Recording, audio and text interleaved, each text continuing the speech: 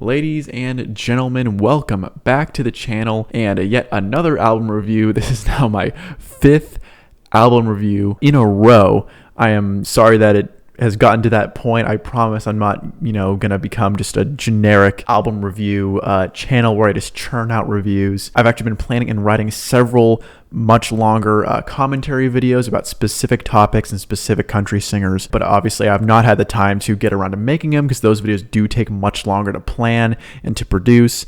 And between the Clay Walker review that I just uploaded, make sure to check that out, and this new Tracy Lawrence album, it's only been 2 weeks and I wanted to make sure to get these reviews out quick, and so that's just the way things kind of fell out. So I would like to apologize for that up front. I know that these last few uploads, if you are subscribed and following the channel, seeing yet another album review might get kind of tiresome. You're like, okay, I don't want to sit through another one. So commentary videos are on the way back. And I also would like to mention that I'm going to do my absolute best to try and make this short and concise. My previous album review for Clay Walker's Texas to Tennessee, I enjoyed reviewing that album and making that video as I always do, but that video was almost 20 minutes long, and it didn't have to be that long. And I know that 20 minutes for one album is a bit excessive, so I want to make this short and concise. I'm already rambling a bit, so we're just going to jump into it a little bit with some context. Of course, Tracy Lawrence is one of the most iconic country singers that emerged during the 1990s. He was a superstar,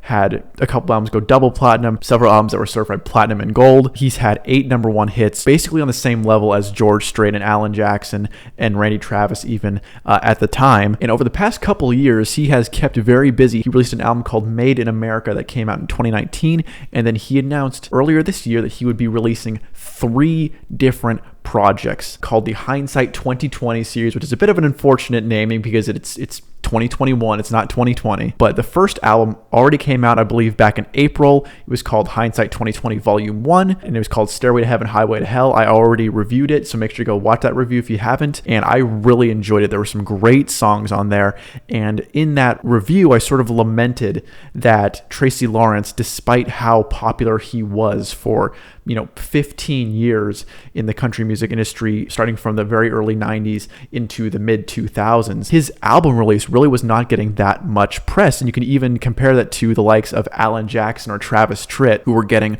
all sorts of write-ups from mainstream country music blogs, from underground country music blogs. Lots of people were hyped, especially for Alan Jackson. And of course, I know that Alan Jackson specifically, he's had albums that have gone like 5-6 times platinum. He's one of the most legendary country singers ever, not just of the 1990s like Tracy Lawrence sort of was. But I do still think it is crazy that a singer as accomplished as Tracy Lawrence, who has a few albums that have been certified double platinum, so we're talking sales of over 2 million copies, who's had several number one country hits across the years. His most recent being Find Out Who Your Friends Are, which came out in 2006, and 15 years is not exactly ancient history, so it wasn't that long ago that Tracy Lawrence was still mainstream. It is just kind of surprising that an album from a certified legend of the country music industry just kind of fell flat and there was no hype for it. I remember I got a comment on my review and a guy said, "I'm a fan of Tracy Lawrence. I didn't even know that he had an album out until I watched your video," meaning my video, which to me is just crazy because we're talking about a legendary country singer here. But regardless of all that, this is the second of the 3 albums that Tracy Lawrence has had planned for this year. This is, of course, Hindsight 2020 Volume 2, and the title is Price of Fame. Now, I was a little skeptical at first when I saw the marketing, so we got to get into this before the track-by-track breakdown. The album cover is almost identical to that of Volume 1. It's the same backdrop. Tracy Lawrence is sitting against the same backdrop, the same couch.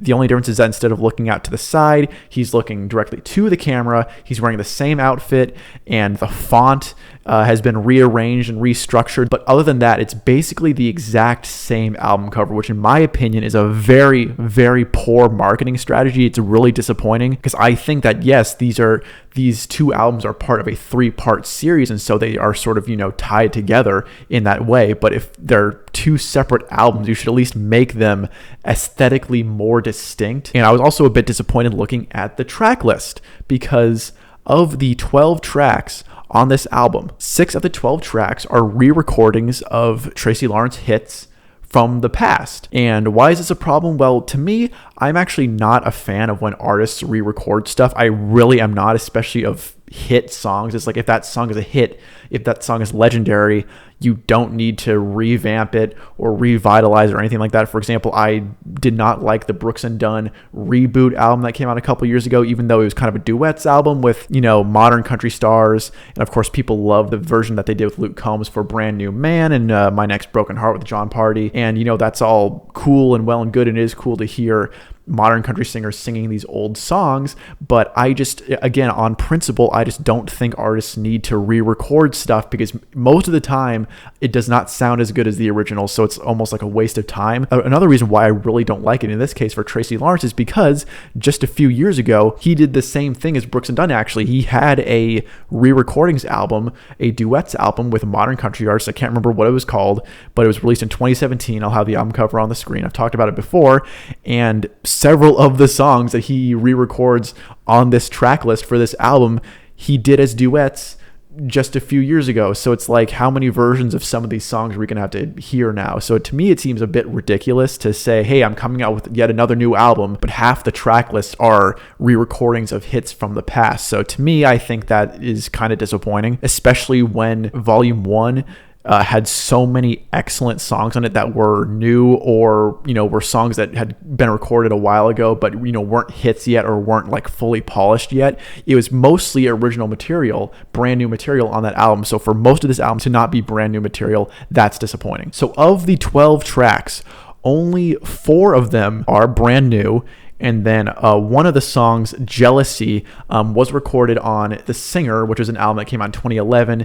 And that album also featured Hard Times and Whole Lot of Me, which coincidentally were 2 of my favorite songs on the Stairway to Heaven, Highway to Hell, Hindsight 2020 Volume 1 album. He re-recorded those and updated them, I should say, for that album. Those were 2 of my favorite songs on the Volume 1 album. Jealousy was also written and originally recorded during that era. So for the song-by-song review, I am not going to talk about, the re-recording of Stars Over Texas, because that's already a major Tracy Lawrence hit. It's a great song, but I'm not going to review the re-recording. You know what I mean? So I'm just going to talk only about the songs that are not re-recordings of hits, which leaves only 5 tracks that I'm going to be talking about here. I would like to comment that it is cool that one of the songs Tracy Lawrence re-recorded here is Somebody Paints the Wall. That's a song that was a single off Sticks and Stones. Really cool to see that song getting some love, because that is a pretty underrated hit in the Tracy Lawrence discography. But aside from that, I have nothing to say about the re-recordings. So track number 1 is the title track, featuring Eddie Montgomery,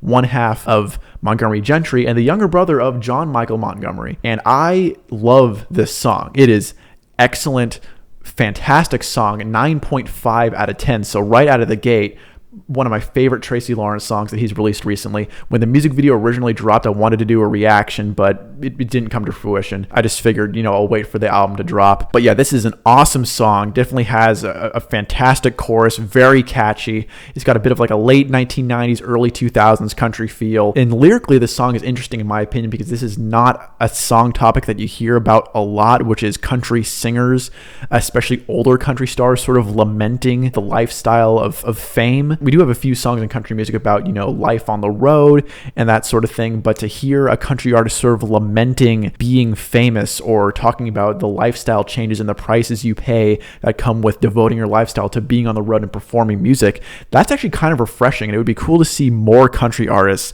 talking about that more. Maybe I'm blanking. Maybe there's some very obvious examples where other country artists have done this. But to me, I just found this perspective from these 2 singers to be very good. Both Eddie Montgomery and Tracy Lawrence sound great. They really complement each other well. Both deliver a great vocal performance. In a just world, this would absolutely be a hit. Should be a hit. 9.5 out of 10. Fantastic song. The second song I'm going to talk about is track number 3, Holes in the Wall, which is another duet with another Tracy Byrd, another popular 1990s country singer. Great song, upbeat. 8 out of 10. It's got really catchy guitar riffs. It's a very solid tune. But what is most interesting and most notable about this track is Tracy Byrd's vocal performance. Not because it's bad, but just because obviously as singers will grow older, their voice will change a bit. They can't, perform at the same register that they might have been able to before. Their range might decrease a little bit. But if I didn't see Tracy Byrd's name attached to this track, like if I was just listening to it blind and it just came on and it was the first time I'd ever heard it, I would not have guessed that this was Tracy Byrd. Like, it actually doesn't really sound like him, which is weird. I don't know if it's just because his vocal range has really decreased. His voice has gotten that much deeper. He's always been a baritone singer. He's always been able to go low, but I don't know. It's just like, it's kind of weird. It almost doesn't sound like him. I would not have guessed that was him if I was just listening to this track blind. Track number 3 is I'm a Man, 7.5 out of 10. Decent song. Vocal performance wise, really good. Sounds like classic Tracy Lawrence. Other than that, decent song, not going to knock your socks off. And then track number 7, Jealousy, 8 out of 10 for me. As I mentioned earlier, just like Whole Lot of Me and Hard Times, this was originally recorded on The Singer in 2011, but that, was not like a polished version, I suppose. Again, I said I don't want to talk about songs that have been re-recorded, but because a few of the songs on Volume 1 were also from The Singer, I'm going to have to allow it this time, because this is sort of like, again, the polished final version of this song, so I'll allow it. I do think that it is very interesting social commentary on the part of Tracy Lawrence, who is really never political at all. Typically, when country artists talk about like the world and human-to-human interaction, we get a lot of songs like Most People Are Good by Luke Bryan, where it's just kind of hokey and, oh, why can't we all just get along and we can all just blah, blah, blah. And it is very kumbaya, and again, it's just very cheesy and corny and very surface level. But I like that in this song, Tracy Lawrence specifically reflects on how jealousy or envy is really the root of a lot of societal problems. Again, it's not like super deep social commentary, but I do think that it's good that he's a little specific. And as a song concept, it's pretty good, and I think it's well-intentioned. Very good steel guitar in this song, so 8 out of 10, decent track. And then track number 10, the 4th brand new song is Runaway Heart, 8.5 out of 10. Definitely a 2000s style country song. Obviously a type of song that would have been a hit in 2007 or something like that. It's got a feel good, pretty up tempo instrumental, definite hit potential in a just world, solid track. Again, 8.5 out of 10.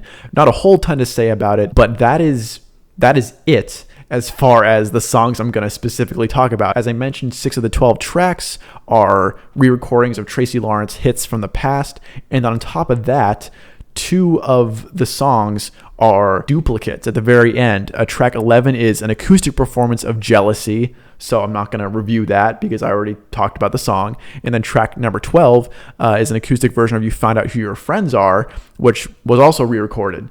So it's another acoustic duplicate. So in reality, we only have 10 songs, and of those 10 songs, only 4 are brand new. So a very, very short review. I don't even really think it would be appropriate for me to provide a number score. I think that of the songs I reviewed, so the 4 tracks that are brand new plus Jealousy, I do think all of the songs were good. The highest was Price of Fame, which I gave a 9.5. The lowest was I'm a Man, which is 7.5. So overall, all of these songs are solid, ranging from excellent to pretty good. So I'd say off the top of my head, those songs together, I would give it an 85 out of 100, right? Let's give it a B or maybe a B plus even. But I don't think it's appropriate to give this whole album a score when half the songs are songs we've already heard before. 2 tracks are literal duplicates. They're just acoustic. So I think overall, I actually have to give the album I'm just going to give it a letter grade. I'm going to say it's a C minus. And that might seem a little harsh, especially because I gave Volume 1 a pretty solid score. I believe that was a B or maybe a B plus. But, for these reasons, half the track list being re-recordings, 2 of the songs being acoustic duplicates, only 4 of the songs being completely brand new, plus the repetitive album cover. I just don't think the rollout of this was very well planned, and I guess it was a little foolish for me to not expect this from Tracy Lawrence, to not expect some re-recordings or maybe some covers or something like that, because after all, it would be a little ridiculous for me to expect him to put out 3 albums of completely brand new original material in the space of a year. Like, let's say an album is 10 songs. If you were to put out 3 full albums of brand new original material, like 30 songs in a year, that would be impressive for any artist in any genre at any age. That would be a daunting task for a performer. So I guess it was a little foolish and a little naive for me to not expect this.